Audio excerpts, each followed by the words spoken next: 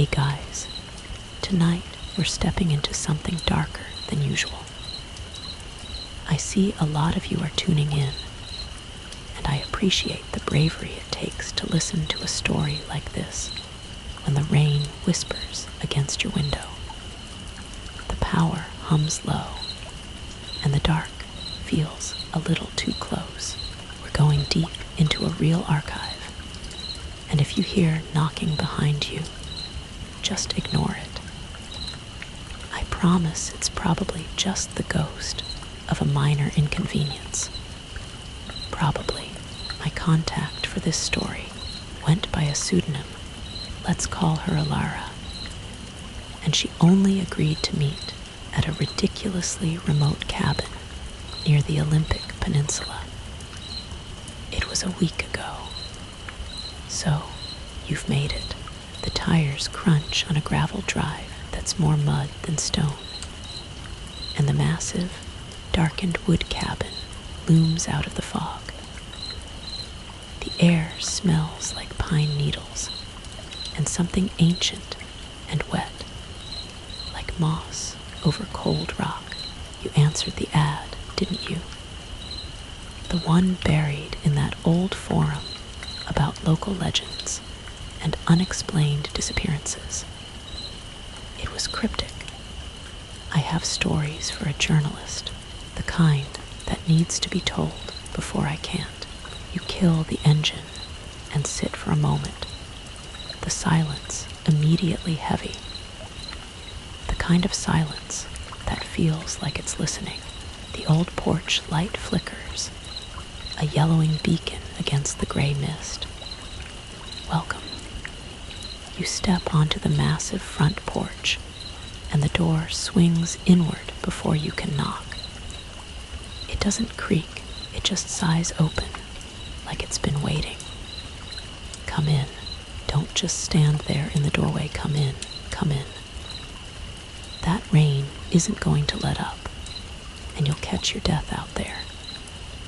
You're ushered into a shadowed foyer. There's a coat rack, an antique carved from some dark, twisting wood, and you hang your soaked raincoat there. It feels sturdier than it looks. And then you meet her. Alara.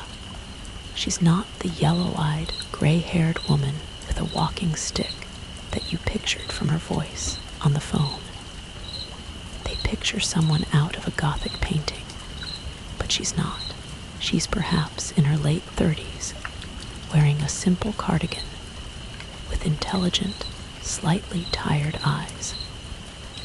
Her hair is cut short and neat, but her hands, they tremble sometimes. My beard's gone patchy, yes, and my hands tremble sometimes. The sickness hasn't taken everything. Not yet. Please sit.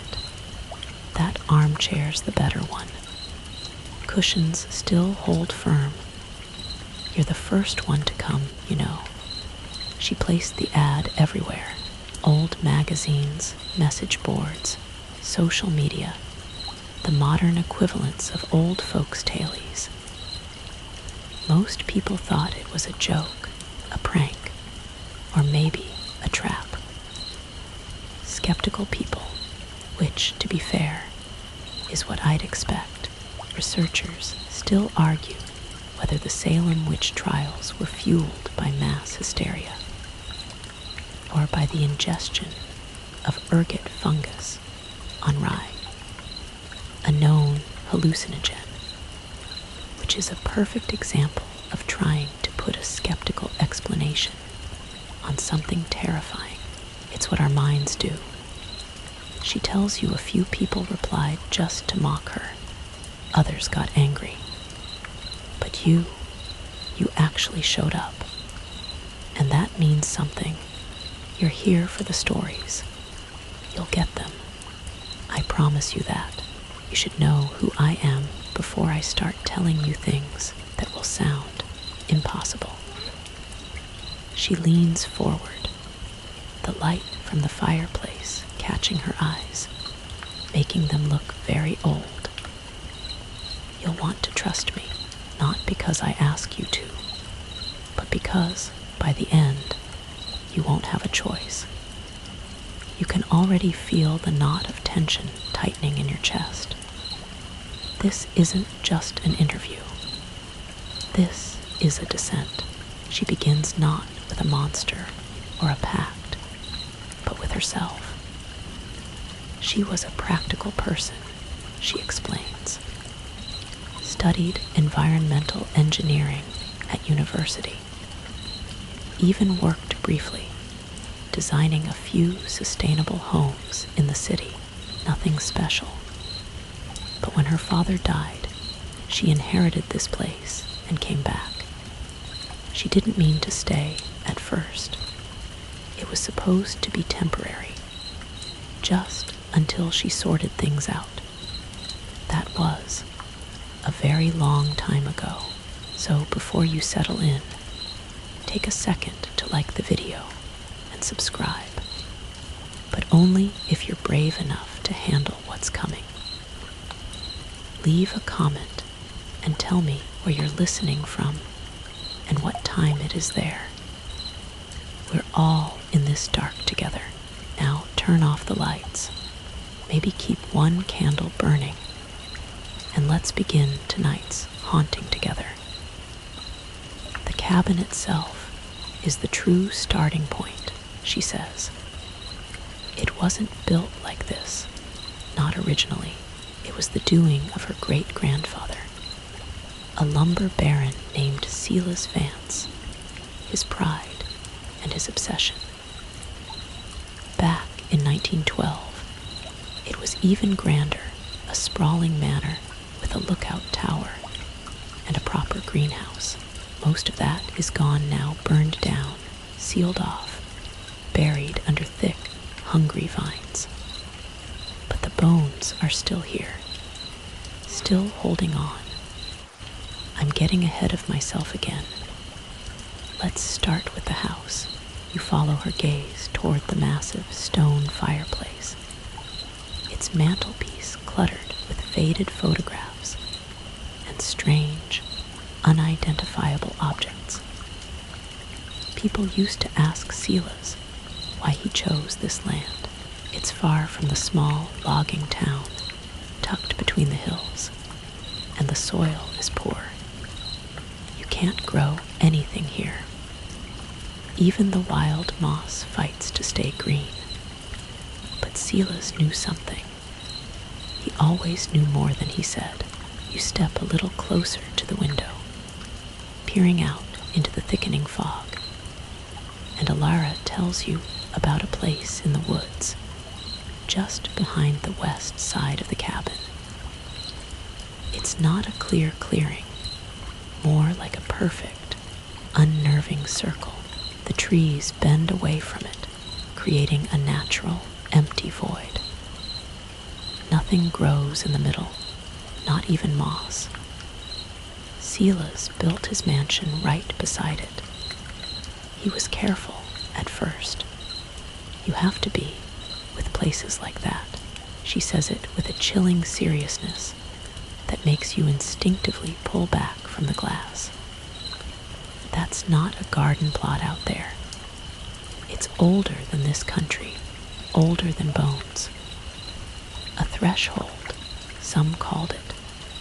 A kind of seam, 1 foot in our world, 1 foot in another. This is where the old stories meet the terrifying reality. You remember that whisper in the attic. This is where that whisper starts. The old logging families knew about this spot. They left offerings, coins, dried fruit, bits of iron. They said the land needed balance, that you had to give if you wanted to take. Skeptics suggest that folklore, like leaving offerings at crossroads or sacred sites, is a psychological coping mechanism to manage uncertainty, an attempt to impose order on a chaotic world. But Silas, he didn't believe in offerings. He believed in contracts. He made a bargain, not with a ghost, not with a spirit, not with the old gods people told stories about, and certainly not with Sasquatch, though people always assume that when they hear "circle in the woods," out here in the Pacific Northwest, they hear the word threshold, and immediately their minds jump to tall, hairy figures, to strange calls in the forest, to blurry photos and footprints. But what lived beyond the circle wasn't like that. It was something older, something cruel, something that didn't pretend to care about humanity. Silas never gave it a name. Not one Alara has ever found written down. But it answered him, that much we know. When he stood at the edge of the bare ring behind the house, back when the manor was only a foundation and a vision, it came to him. He saw something. The stories he left behind were never the same. In one version, the thing had no face at all. In another, it wore his. And once, he wrote that it came to him wearing his dead sister's church dress, though she'd been gone for decades by then. Whatever it looked like, it gave him what he wanted: land, power, wealth. The family fortune, built on timber and railroads, was crumbling by the time he inherited it. Silas, the eldest son of an empire already rotting, wanted to rebuild it. He wanted more than money. He wanted control, a legacy. He wanted the Vance name to mean something again. So he took a shortcut. All he had to do was follow the rules, but Alara's voice drops to a near whisper, an eerie ASMR sound in the quiet cabin. Demons don't offer gifts. They offer traps. And men like her great-grandfather, driven, proud, desperate, never think they'll be the ones caught. You feel the cold air on the back of your neck. You know, that unsettling feeling of being watched. That's what's settling over you now. That first deal wasn't the last. You shift uncomfortably in the armchair. The cushions might hold firm, as Alara said, but the sheer weight of her words is crushing. Once the door to the outside, to the other side, was opened, others came through. What began as one contract became 3, then 7, then 13. 13 demons, she says, counting them on her trembling fingers, each with their own domain, each with their own terms. Some wanted loyalty, some wanted blood, some wanted parts of the house itself, rooms that had to be kept locked, doors that couldn't be opened, windows that had to face east. Every single one had a price. And Silas, greedy and eager, paid them all. But the thing about deals with the darkness is that they're never clean, never simple. The contracts were honored, yes, but the more he gave, the more they took. They demanded balance, they said. That was their favorite word. The house must remain in balance. But it never did. Silas thought he could manage it, contain it. But the truth is, once he signed that first contract, he was no longer the master of this house. He became its servant. And when he changed, when the last contract turned his flesh into something that no longer needed a bed or even a grave, he left it to his children. And then, eventually, to Alara, you remember that odd fact, that eerie sensation you get when you realize how much of your waking life you spend thinking about the past. Alara doesn't just think about the past, she lives in it. Do I resent the old man? She asks, her eyes flicking toward the massive timber beams overhead. Sometimes. It depends on the day, the weather, how long the lights stay on without flickering. But yes, sometimes she sits in this chair and thinks about him and what he did, and she feels something that isn't quite hate, but lives nearby. He made choices that shaped all of them. But he didn't ask. He just decided. You should know that the Vance family was already wealthy, long before Sela's. They made their wealth laying down train tracks in the early days, when the country still had wild places and unclaimed borders. There are history papers that say so. It's the version people like to tell, clean, patriotic, the American dream. But it's only partially true. We didn't make our fortune on just steel and steam. That's the polite version.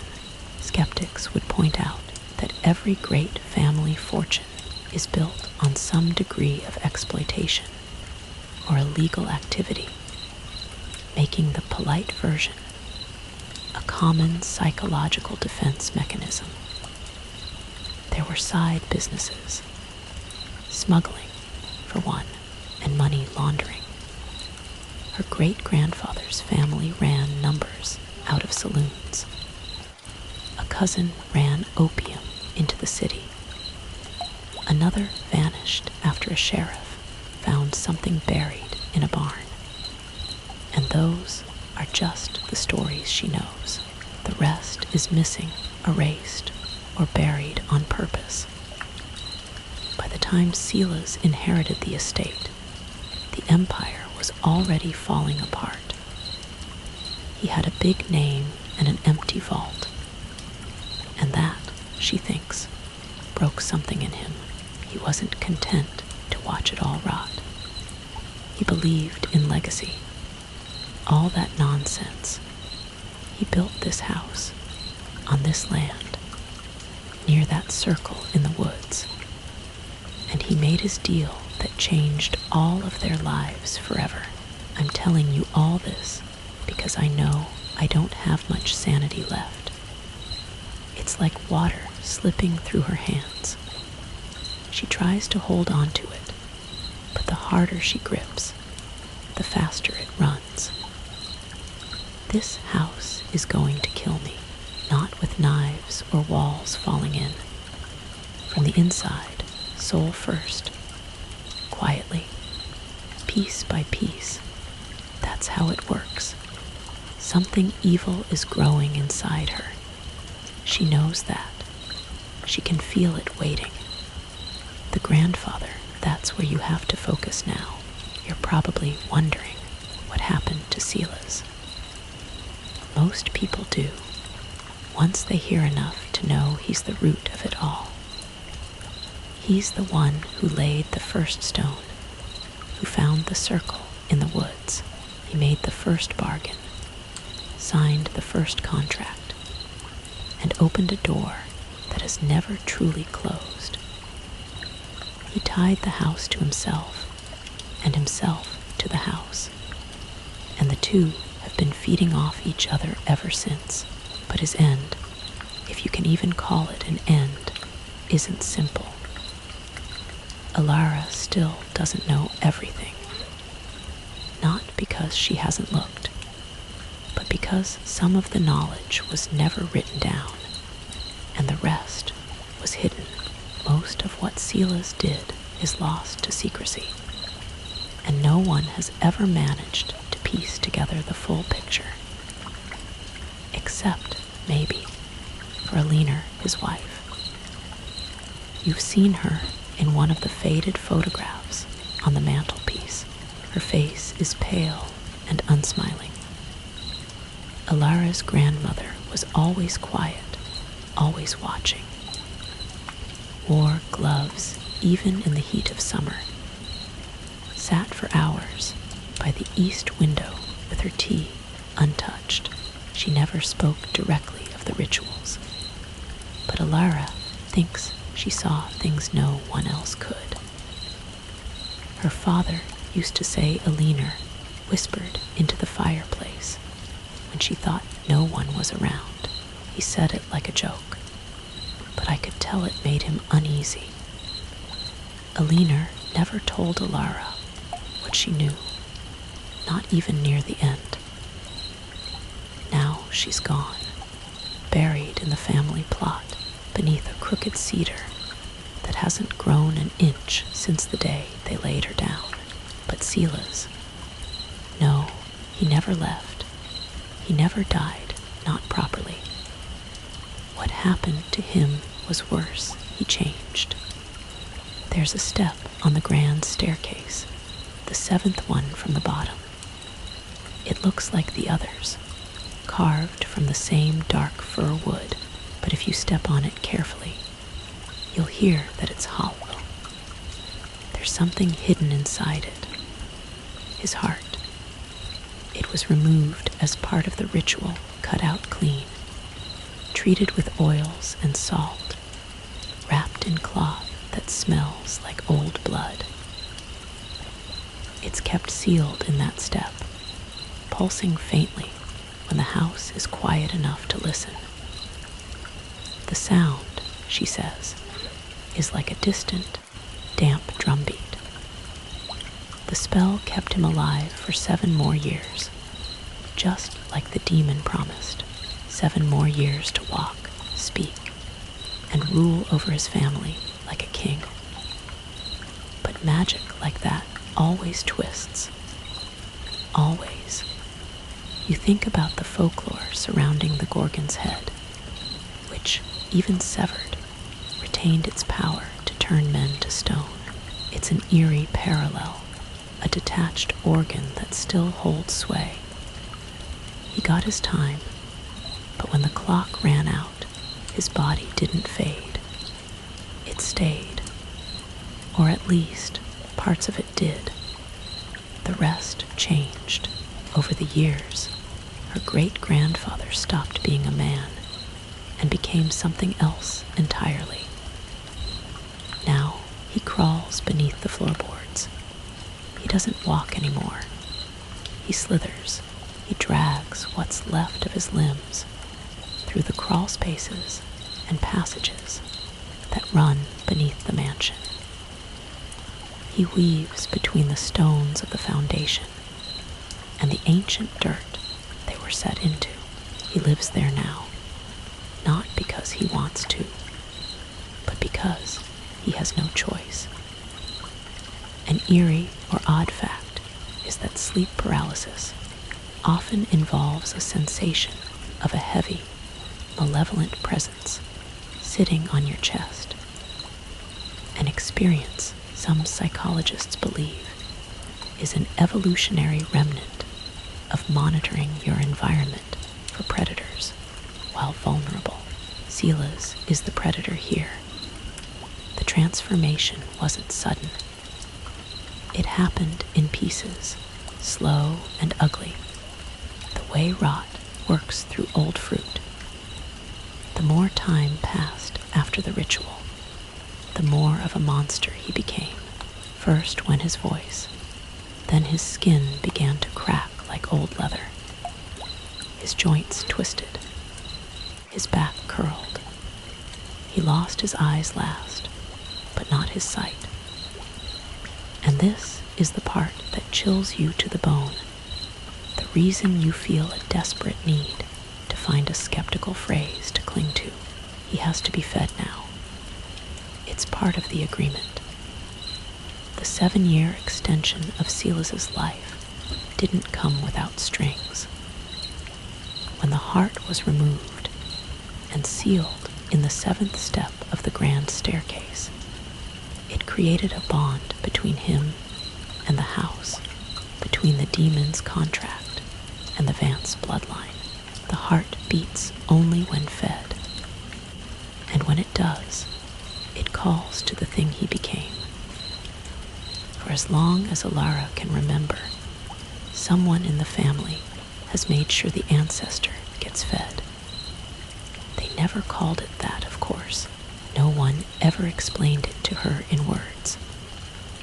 But the house has its rhythms, and children pick up on the quiet things, the rules that aren't written down. You remember how you used to know when a glass was about to fall just by the silence in the room. It's that same unnerving intuition. She knew not to go near the cellar beneath the main stairs, even before she understood why. She knew never to ask why a new hired hand, a gardener, a temporary assistant, or a housemaid arrived every few months, or why none of them stayed long. When she was small, she believed they simply left. Better jobs, maybe, or homesick for family. Some left in the middle of the night without saying goodbye. Others vanished after a tense conversation with her mother. I missed them, of course, especially the kind ones. The ones who sang while folding laundry or sneaked her sweets when they thought no one was looking. She missed Margaret the most. Margaret, her nanny. She was gentle. She had a soft laugh and loved to bake fresh bread. She taught Alara card games and could whistle bird songs so well the robins outside the window sometimes answered. Margaret had been with them nearly 6 months when it happened. Alara was 12 the day she found her. She'd come home early from school. A teacher had fallen ill, and the afternoon classes were canceled. She remembers the car ride, the silence in the halls when she walked in. She went through the back door like she always did, but something was wrong. There were no voices, no clinking of dishes, just that heavy quiet, the kind that presses against your ears. Then she saw it, the door to the cellar, wide open. It should have been locked. She went down. You are walking with her now, descending into the dark. The air is damp and sour, the walls slick with moisture. The single light from the stairwell stretches just far enough to catch her on the ground. Margaret, crumpled like a broken doll. Her limbs twisted at strange angles, one leg pinned beneath her, as though she'd fallen or tried to run. Her apron was torn, and her face was frozen in a kind of terrible surprise, her eyes bloodshot and staring toward the stairwell. She wasn't alone. Curled beside her, hunched low to the stone floor, was something that moved but didn't look alive. It was slick in places, dry in others, like cracked hide stretched over something once human. It had hands, broken fingers, and it was holding her wrist, pulling her arm up toward its mouth. Alara could hear it chewing wet, slow, grinding, and when it raised its head, she saw part of a face she recognized, buried beneath the decay. It was him, Sela's. She ran, of course. She didn't scream. Screaming felt too loud for a place like that. She just turned and ran back up the steps. Didn't stop until she was outside, standing in the garden with mud on her shoes, and shaking so hard she thought she'd fall over. No one ever talked about it. Not her mother, not the staff, not even the police, because no one called them. Margaret's name wasn't spoken again, and by the next week, they had another nanny whose name Alara chose not to learn. You realize this is the core of the psychological horror, the normalized monstrosity. A common theme in folklore, like that of the Wendigo, is a gradual moral corruption and transformation, where the physical change only follows a profound spiritual breaking. Alara never went near that cellar again, but the practice continued all the way into her adulthood. There was always someone new, always someone brought in and later taken down. The same path, the same locked door, the same hollow step pulsing faintly with a rhythm only the house can feel. The family pet. Alara transitions, her voice taking on a softer, more reflective quality.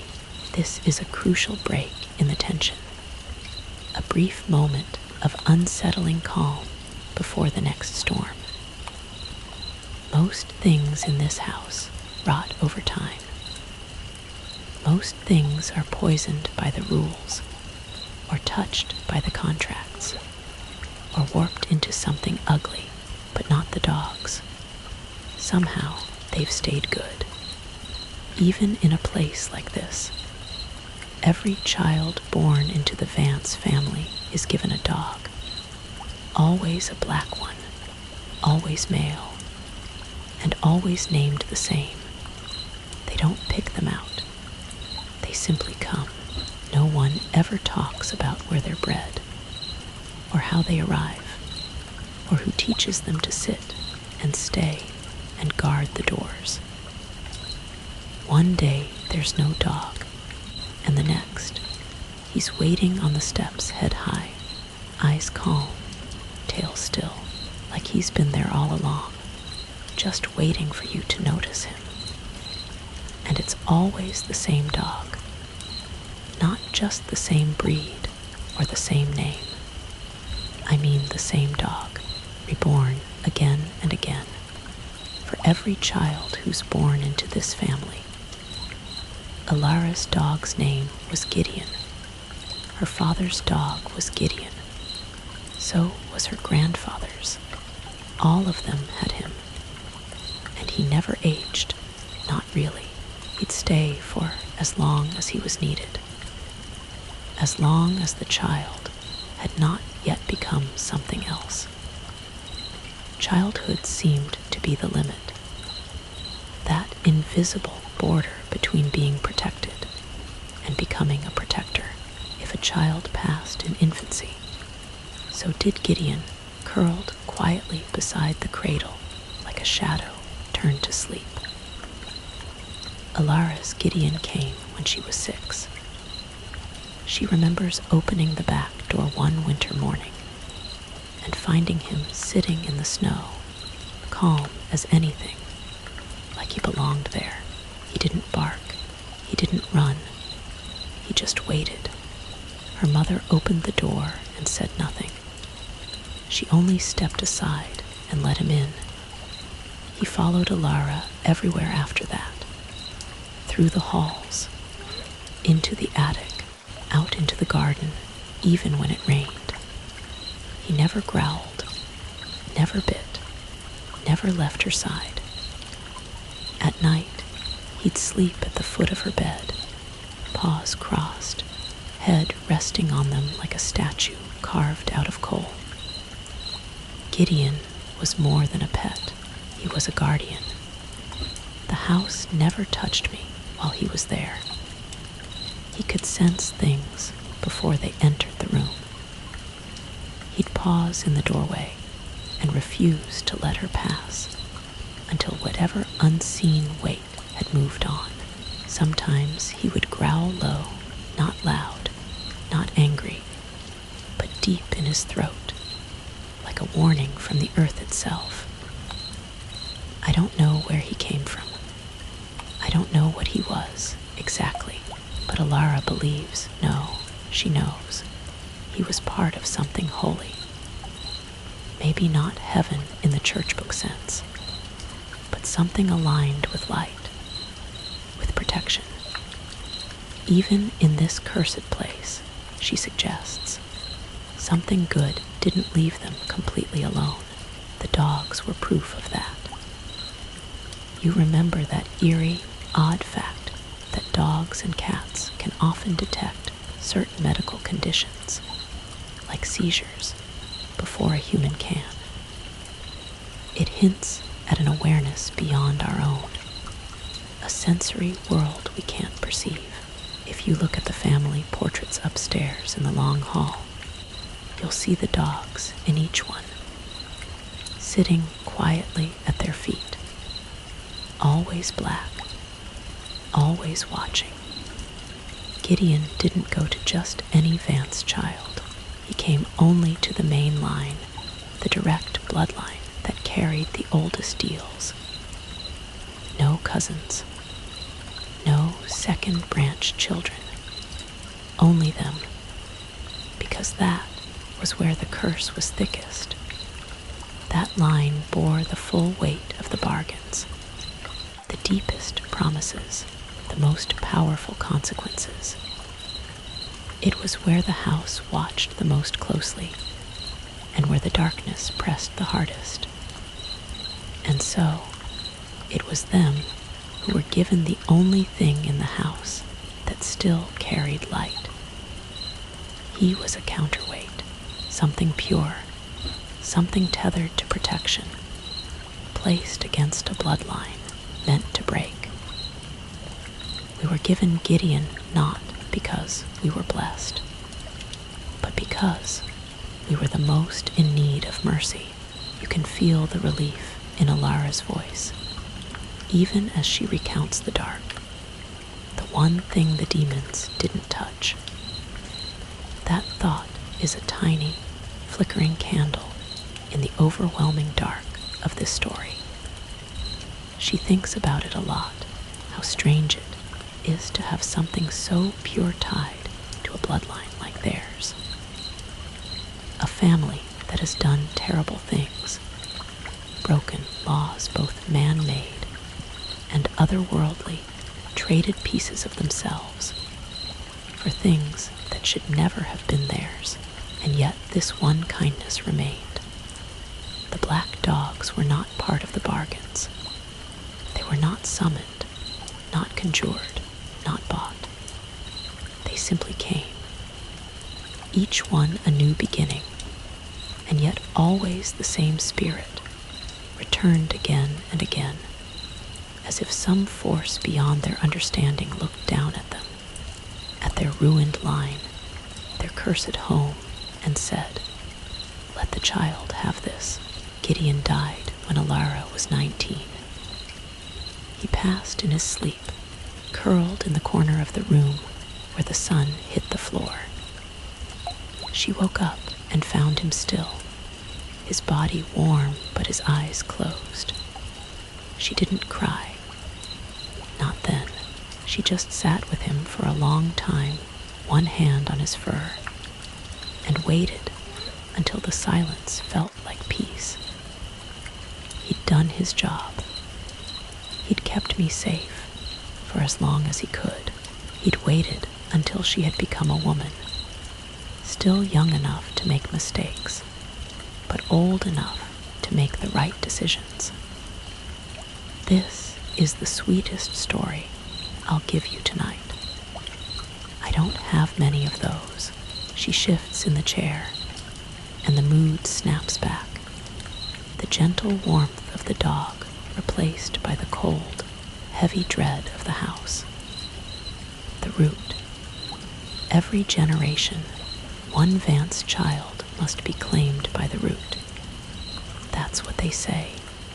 Claimed, as if it's a calling, something divine. But what it really means is this.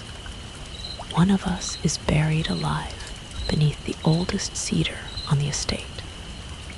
The tree demands it, and in return, it gives them something they were never meant to have: life, pulled from death.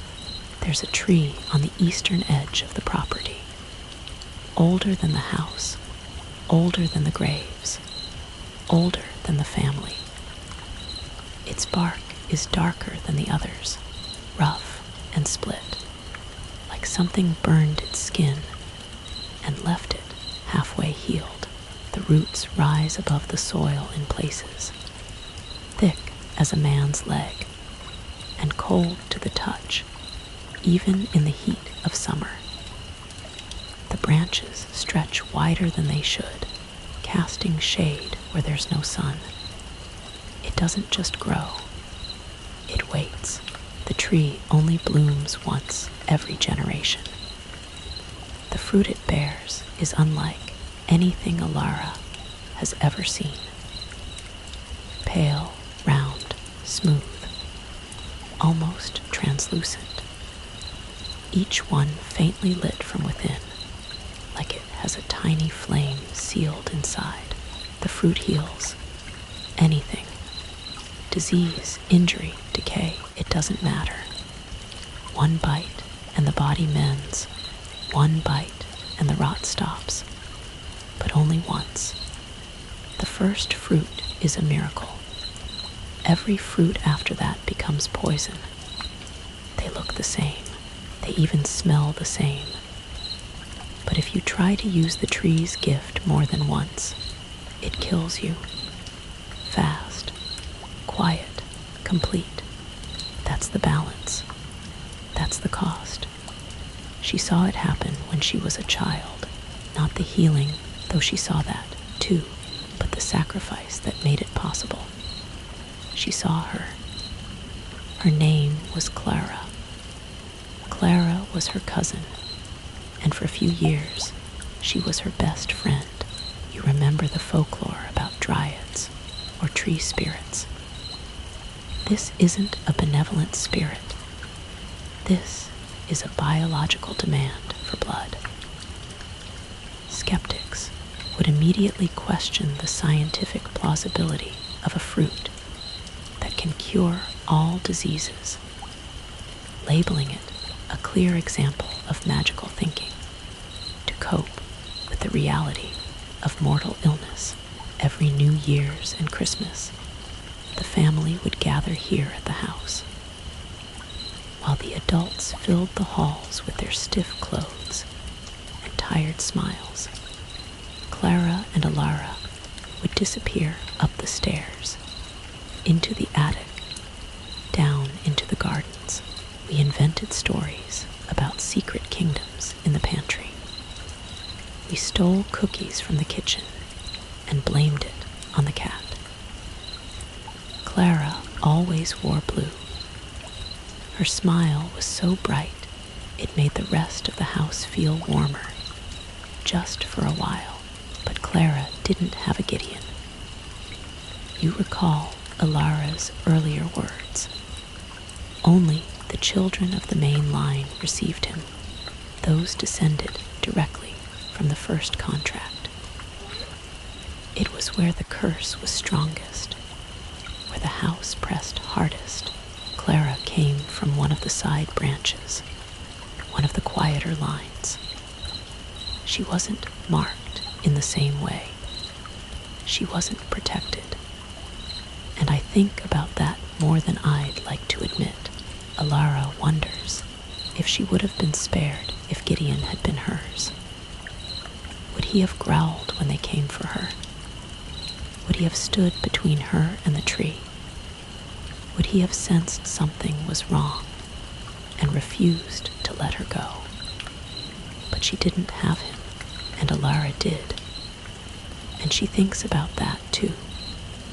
That terrifying, inexplicable burden of having been chosen for protection while her friend was not. Then, one year, Clara was gone. No one explained it. There wasn't a funeral, no announcement, no accident, just a quiet gathering near the tree in the middle of the night. Alara was told to stay in her room, but she didn't. She crept to the broken floorboard at the end of the upstairs hallway and crouched by the window that overlooked the east grounds. You can feel the chill of the rough wood against your cheek as you peer out with her. She saw the lanterns first, the circle of firelight beneath the branches. Then the figures, cloaked, gloved, faces pale and hollow in the glow. She saw Clara standing there between two men, still and small and silent. Clara didn't cry. She didn't scream. She just stared straight ahead, like she'd already been swallowed by the soil. They lowered her into the earth by rope, one around her waist, one around her ankles. The pit wasn't deep, but deep enough.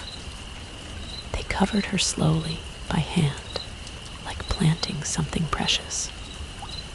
3 days later, the tree bloomed. Alara's uncle harvested the fruit at dawn.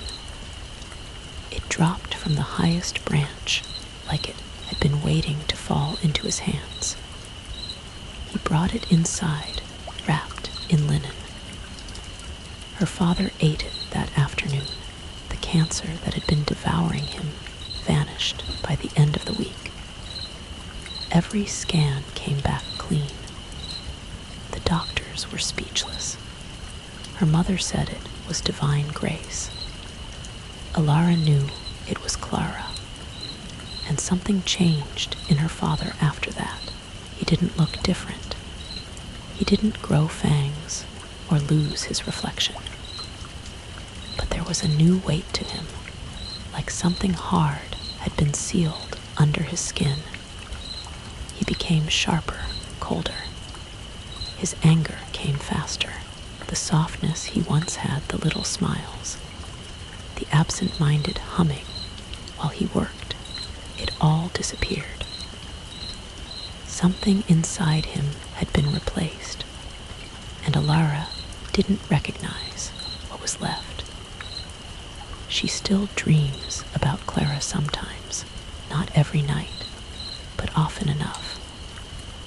Sometimes she sees her standing in the garden, holding the doll she once left in Alara's room.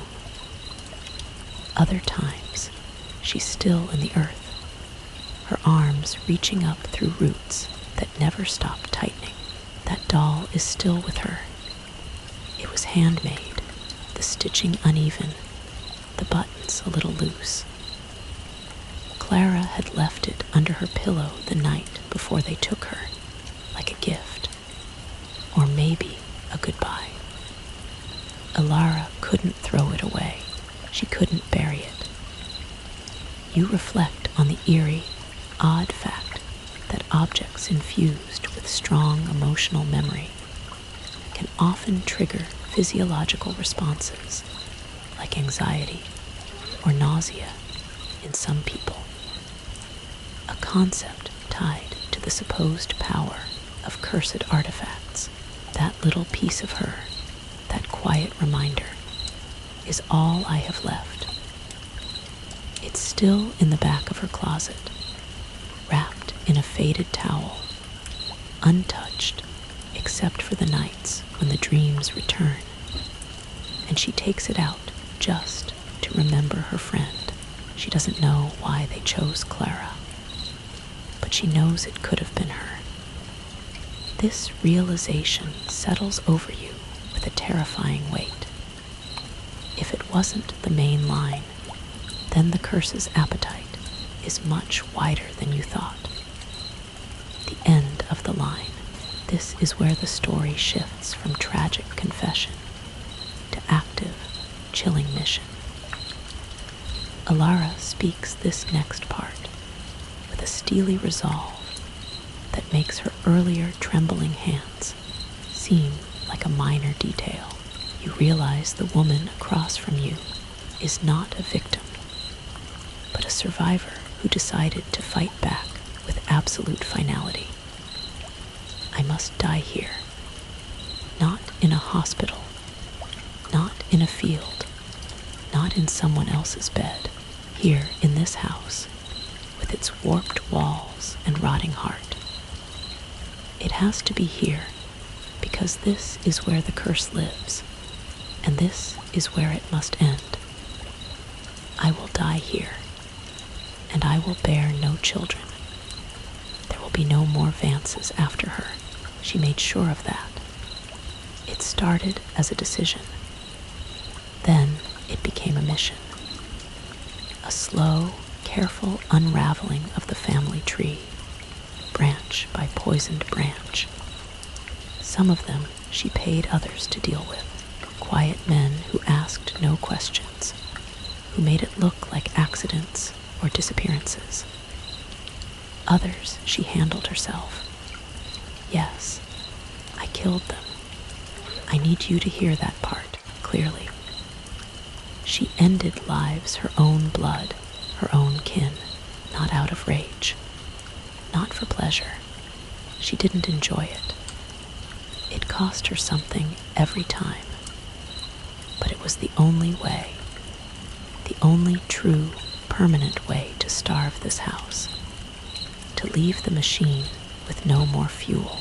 Skeptics might categorize this level of methodical, self-aware destruction of a family line as a manifestation of inherited psychological trauma, a desperate attempt to gain control over a predetermined fate.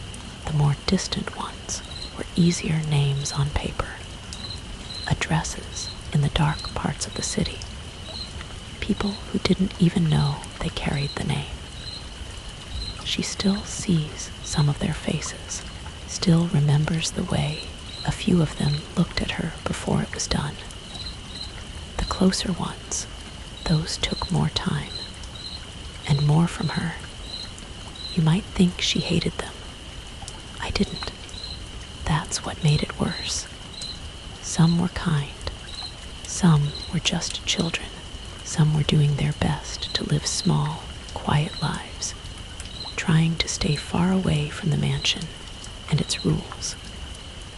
But none of that mattered. Blood is blood, and blood was the problem.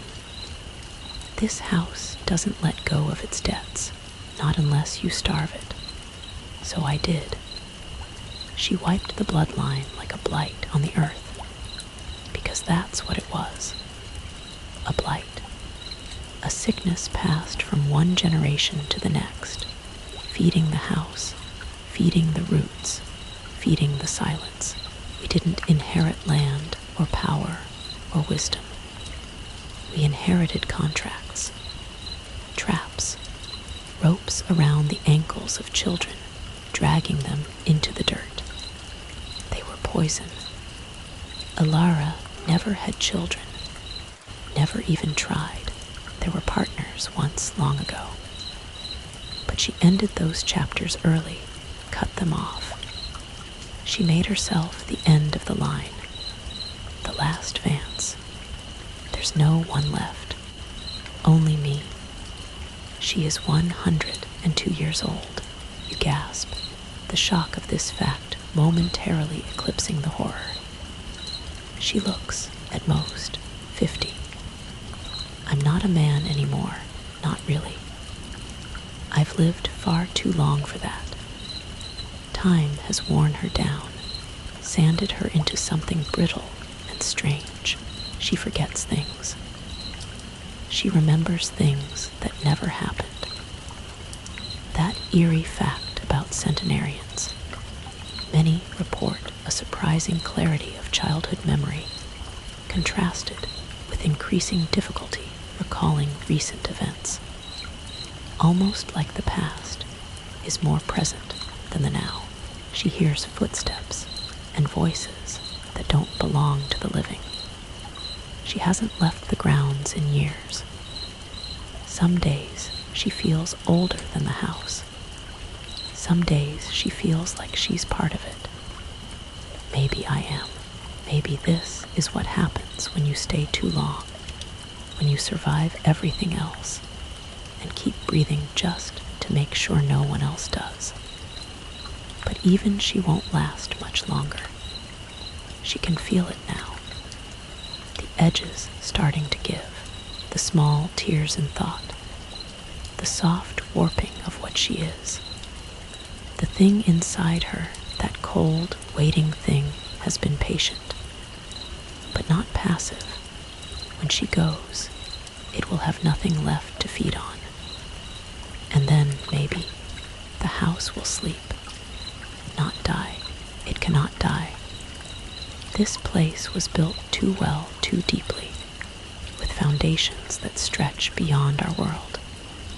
But sleep, yes, maybe it will sleep, and if it sleeps long enough, maybe no one will wake it.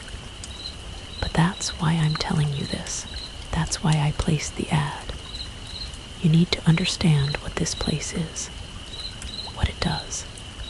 This house is not haunted.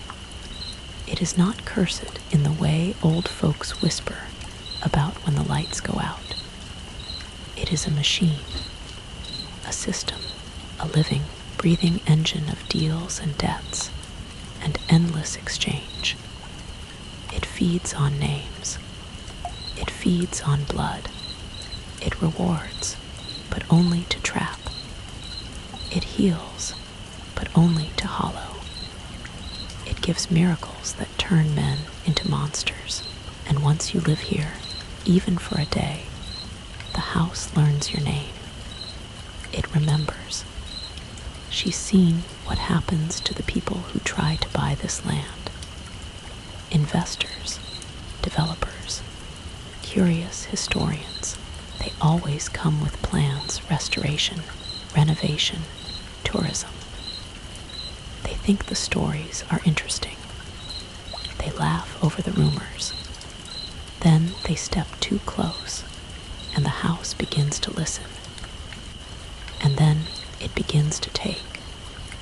They lose their money first, then their time, then everything else. A man once tried to tear down the east wing, said he wanted to build a guest lodge. He disappeared 3 days later. They found his boots outside the cellar door. Nothing else. This land cannot be bought, not without cost. So I'm telling you now, while I still remember how to form the words, do not buy this land. Do not build here. Do not dream here. Do not walk these woods with hope in your chest or ambition in your hands. Do not think this house will be different for you. It will not. It cannot. It remembers. And if you step too close, it will know you. And then it will wait. You remember the whisper. It's waiting for you now, too. The rain has stopped. You notice the shift immediately. The sound that dominated the atmosphere has vanished, and the only noise is the low hiss of the fireplace. The windows are clear enough to see the dark sky beyond, empty and still. That means it's time. I've told you what I needed to. Not everything. There are more stories, of course. Too many to count. Rooms she never mentioned. Names she chose not to say. She could go on for days, and some part of her wants to, but this was never about the whole story. Just enough. Enough to make you leave. Enough to make you not come back. So she says this once, with all the weight she can put behind it. Every word I've told you tonight is true. Every terrible thing, every name, every death. Truth is heavy, and now she's passed some of it to you. I hope you carry it far from here. I hope you go home to a life I never had. A home without rot under the floor. Children who laugh and stay that way. A spouse who never has to wake up afraid. A life that doesn't need miracles, because no one is sick enough to want one. She's giving you something, too. There's a check in the envelope on the small table beside you. enough to make your editor happy, enough to make you stay quiet if you choose to, or speak if you must. This kind of payout, often seen in true crime or historical haunting cases, is what skeptics often cite as evidence of fabrication, a payoff for a tall tale. Either way, you've done what I needed. I've told my stories, and I have my closure. You leave with your soul intact. That's more than most. The house will forget you, since you haven't stayed long enough just yet. But don't look back. There is one last thing before you go. She rises from the chair, a flicker of something ancient in her eyes, something that suggests the full 102 years she carries. She walks slowly toward the door, her movement unnaturally smooth. You're paralyzed in the armchair, listening. If you ever find yourself desperate, so desperate you start thinking about bargains and signs, and quiet voices offering impossible things, don't take the deal, no matter how kind it sounds, no matter how gentle it seems. There's always a price, and it's always more than you can bear. She opens the front door.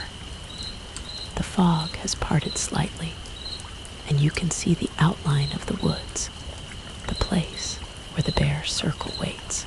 A sound reaches you, a low, rhythmic, wet scraping, followed by a faint, distant thump from beneath the floorboards near the staircase. The hollow step. The sound is not loud, but in the silence of the stopped rain, it is deafening. She doesn't react. Go now, and be quiet. You rise. You take the envelope from the table. Your legs feel distant, rubbery. As you turn toward the open door, you feel the urge, a deep, clawing compulsion, to look at the woman one last time, to confirm the impossible age in her eyes. But you remember her warning. Don't look back. It's like the folklore of Orpheus and Eurydice, where the final act of trust or distrust is sealed by looking back at the threshold. You step out onto the porch, the wet wood cold beneath your shoes. The air outside is cleaner now, but the silence is oppressive. You close the door behind you, gently, careful not to make a sound. The house is a machine, and you don't want to alert the mechanism that a piece of its planned fuel is escaping. You look toward your car, the engine that will take you away from this place.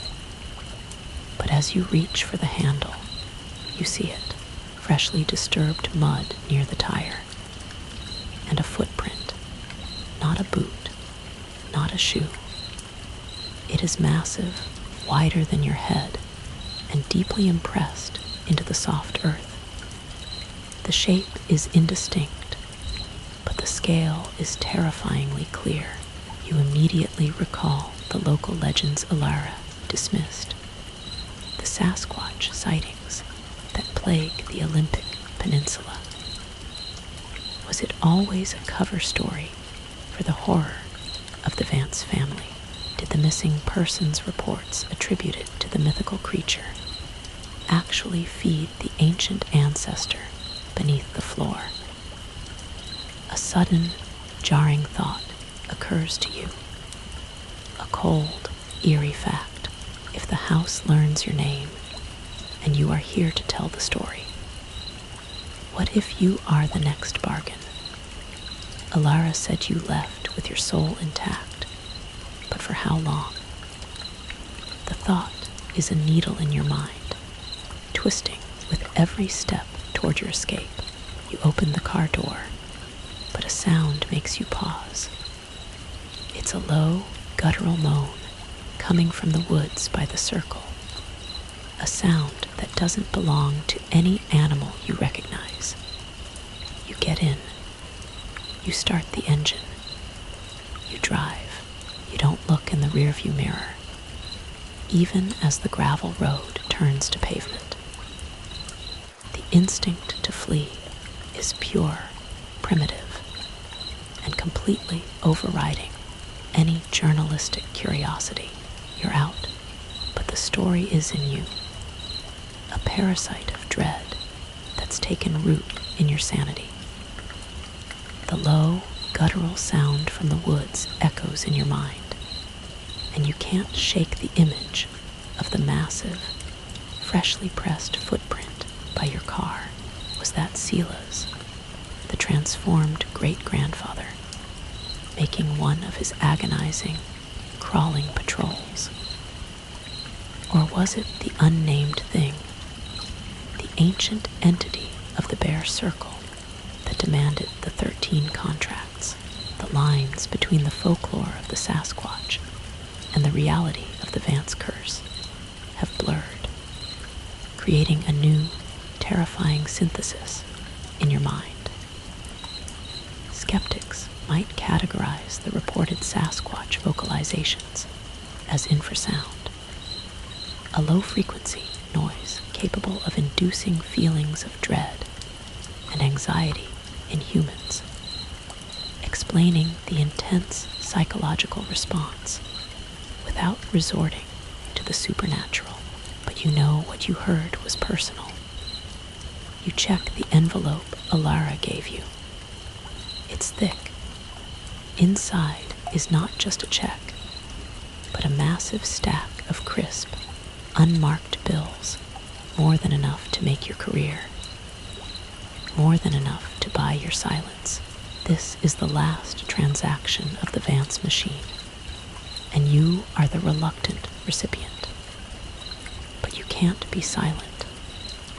The weight of the truth is too heavy, exactly as Alara described. You have to tell this story, not for your editor, not for the fame, but as a warning. You must break the cycle, even if it puts a target on your back. As you drive, your eyes are drawn to the low-hanging fog that seems to follow the tree line. You remember the detail about the tree that only blooms when fed with a Vance child. The root, Clara's fate. You wonder if the fruit is still potent, if the cost has been paid for one more generation. Alara is over 100 years old. Her survival, her extended existence, could it be due to the miraculous fruit? And if so, what was the price for her healing? The killing of her remaining kin, the final brutal balance demanded by the house. You glance at the dashboard clock. The minutes you spent in the cabin feel like hours. The years of the Vance family history laid out in a few short bursts of conversation. The calm, eerie voice of Alara, the storyteller, the executioner, the last victim, is still in your ears. You must die here. Her words are a haunting melody. You think of the black dog, Gideon, the only good thing in the whole cursed system, a pure counterweight against a bloodline meant to break. He kept the children safe for as long as he could. But once they became adults, once they had to make their own choices, the protection lifted. It's a tragic, perfect design. The innocent are safe, but the capable are left to face the machine alone. And Alara, the capable one, decided the only correct choice was total destruction. You feel a phantom pressure on your chest, a sense of immense weight, an eerie fact about the psychological phenomenon known as the observer effect is that the act of closely watching a phenomenon can subtly change the phenomenon itself. By observing and recording Alara's story, have you made yourself more visible to the machine? Have you become the next name it learns? You're not a Vance, but you crossed the threshold. You heard the heartbeat in the step. You know where the circle is. You grip the steering wheel, your knuckles white. You tell yourself over and over that it's just a story, a dark fantasy fueled by an eccentric woman's trauma. But the feeling of cold, absolute dread is too real. The fact that the story perfectly explains the local missing persons cases is too chilling. The road is empty, a long, winding ribbon cutting through the dark forest. You push the car faster, needing the speed to create distance from the machine and its history, but you realize that physical distance might not be enough. The curse is a contract, Alara said, and contracts are carried in the mind, in the agreement, and in the blood. You don't have the Vance blood, but you have the Vance story, the ultimate inheritance. You keep replaying the vision of Silas's heart, sealed in the hollow 7th step of the staircase, that physical remnant, still beating, still demanding to be fed. It's an act of black magic that defies any skeptical phrase you can conjure. You try to rationalize it. Maybe the sound was just a faulty furnace, the pulse an overactive imagination, but the memory of Margit's crumpled body, of Alara's 12-year-old horror, is a concrete, terrifying image that refuses to be explained away. The image of the transformed great-grandfather, a cracked-eyed monster crawling under the floorboards, is the purest form of body horror in this entire narrative. It's a horrifying parallel to the folklore of the golem, an artificially animated being. But in this case, the animation is a post-life, monstrous parody of existence. He got his 7 years of life, but the man was gone, replaced by a hungry remnant tied to the house. Demonic contracts are always true, but twisted. You think of the 13 contracts, the 13 demands. What else did they require? Alara only mentioned blood, loyalty, and locked rooms. What was the price for the silence that surrounded the horrors? The total, absolute complicity of the Vance family, generation after generation, turning a blind eye to the cellar door, to the disappearance of their staff, to the sacrifice of their own kin. That is the most insidious part of the machine. It doesn't just demand blood. It demands the erasure of morality. You feel a sudden, intense pang of guilt, a connection to the victim you interviewed Alara about, the story of the missing hiker, the one the police blamed on a bear, or maybe the elusive SASQUATCH. Now you know the truth of the disappearance. You realize that you have become a part of the cover-up, even in your escape, by agreeing to tell Alara's story, the story of the curse. You are also concealing the reality of her murders and the family's predatory history. You need to pull over to breathe. You stop the car at a deserted rest area, the forest pressing in close around the edges of the light. You take out the envelope and the money. The crisp bills feel cold in your hand. This is the silence money, the final payment. but it's also the key. You look at the check. It's written out to you with a massive sum and signed with a shaky hand. Evance. It's the only proof you have of the meeting. A single piece of evidence from a 100-year-old survivor who admits to being a serial killer. The complexity of the morality is crushing. You can't go to the police. No one would believe you. And the house, the machine, would simply erase the trail. The only way to win is to expose the contracts. To make the curse known, you place the check on the passenger seat. You will tell the story. You will not be silent. You are now the ultimate investigative journalist, taking on a case that no one, not even the FBI, would touch. You are the only one who knows the truth behind the alarming trend of missing persons in the Olympic foothills. The SASQUATCH is a lie. The machine is real. You drive for hours, the light of dawn barely beginning to touch the horizon. The landscape has changed from the deep, dark pines of the foothills to the rolling hills and farmlands of the lowlands. You're physically far from the Vance cabin now, but mentally, you're still there, crouching at the window, hearing the wet, grinding chew of the ancestor, feeling the pressure of the earth above Clara. The more you think about Alara's life, the more horrifying her calm resignation becomes.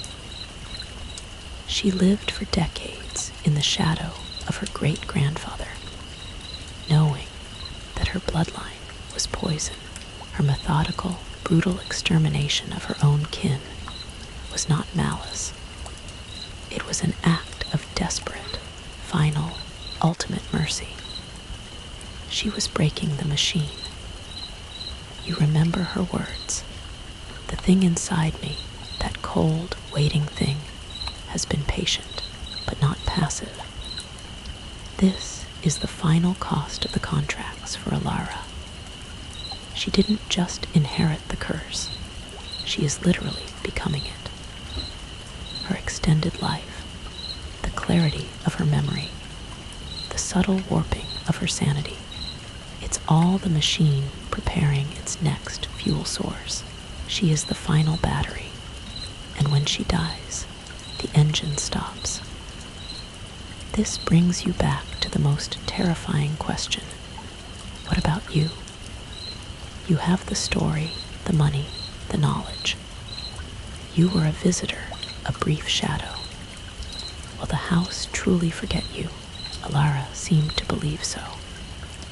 The house will forget you, since you haven't stayed long enough just yet.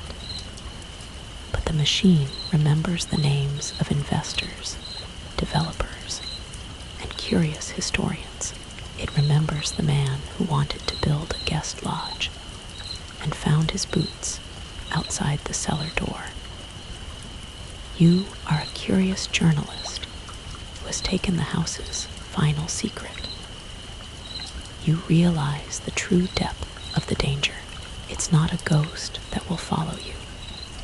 It's a contractual debt that has been attached to your name because you accepted a gift, the story, the money from the final member of the debtor line.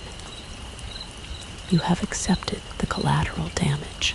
You are now a loose end, and the system is designed to close loose ends.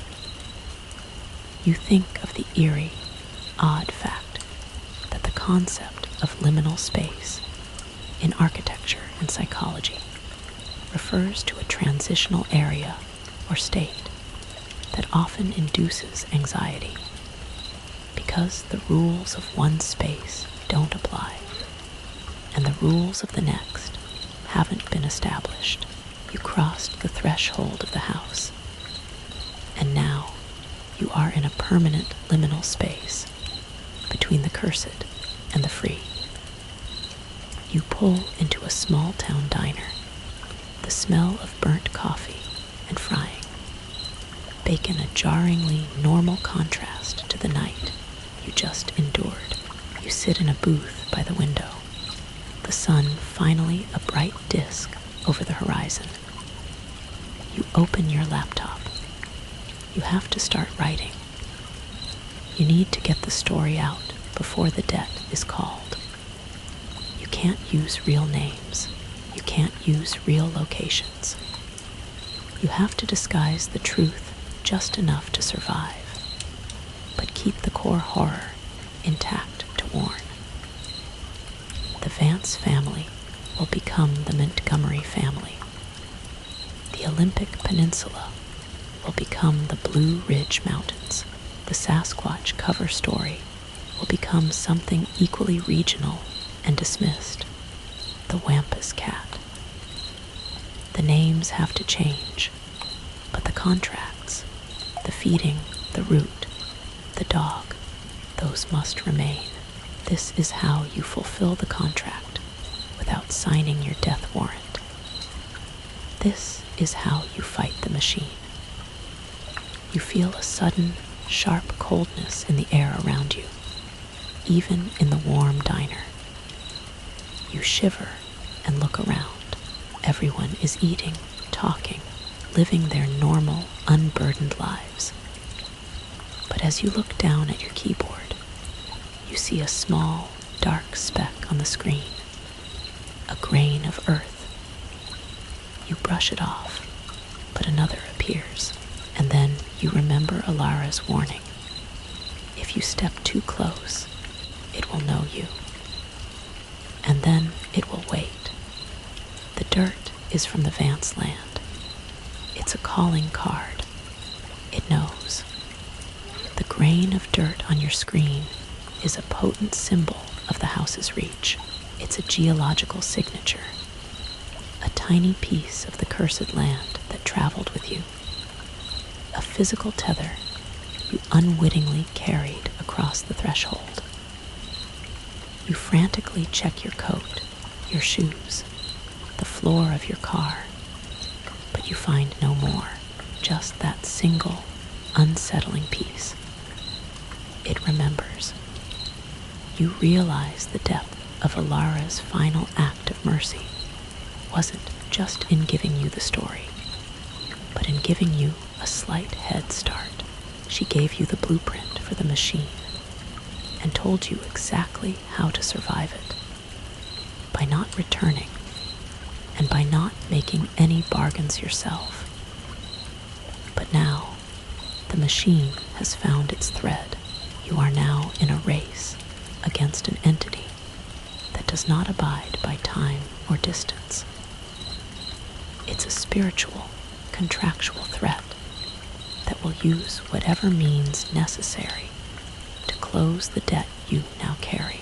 You feel an immense pressure to get the story out, to transform the Vance tragedy into the Montgomery curse, to disseminate the warning into the ether before the system can isolate and eliminate you. You tap out the final words of your introductory text, changing the title to something suitably terrifying and generalized. Alarming trend emerges. Missing persons linked to ominous Sasquatch sightings.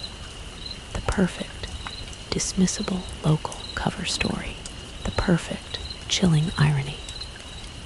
You look down at your phone, and there's a notification from a cryptic email, address you don't recognize. You open it, your heart hammering a frantic rhythm against your ribs. The subject line is blank.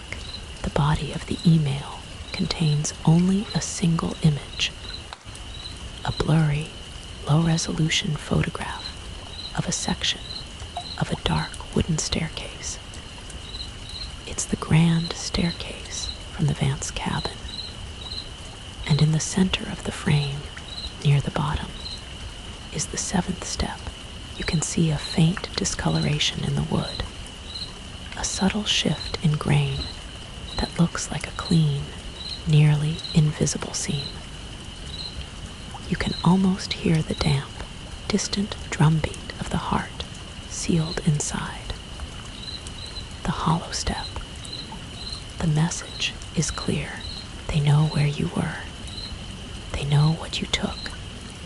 And they are watching. This isn't just about money or land. It's about the secrecy of the contract. You have broken the ultimate rule of the machine. Silence. You push the chair back. The scrape of the wood against the linoleum, loud in the sudden silence of the diner. You grab your laptop. The half-written story, a terrifying liability. You have to leave. Now, you throw the crumpled $1 million check into the garbage can by the door. You refuse the payment. You refuse the contract. As you sprint out to your car, you realize your only chance is to make the story public, to make the curse so visible that the machine cannot claim you without exposing itself to the full light of the world. It's a desperate gambit, a psychological defense mechanism where visibility is the only shield. You must turn the secret into noise. You have to drive, write, and publish all at the same time. You pull out of the rest stop and merge onto the highway, your eyes flicking from the road to the screen. You hear a sound in the back seat, a slight metallic clink. You freeze. It's the sound of something falling. You tell yourself it was just a spare coin, or maybe the empty water bottle. You breathe in deeply, repeating Alara's warning. Don't look back. But the metallic smell of old blood is now faintly present in the air of your car, and you know, with a cold, terrifying certainty, that you are no longer alone. You are carrying a passenger, a reminder, a piece of the machine's debt that you must not, cannot look at. You can feel the weight of a gaze on your neck. You speed up, the engine screaming in protest. You have to make it to the city. You have to publish the story.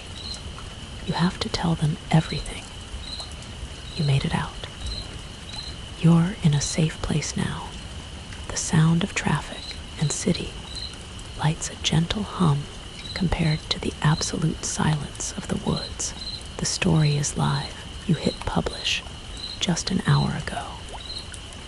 The weight is off your chest, replaced by a quiet, deep exhaustion. You can finally let the tension ease from your shoulders.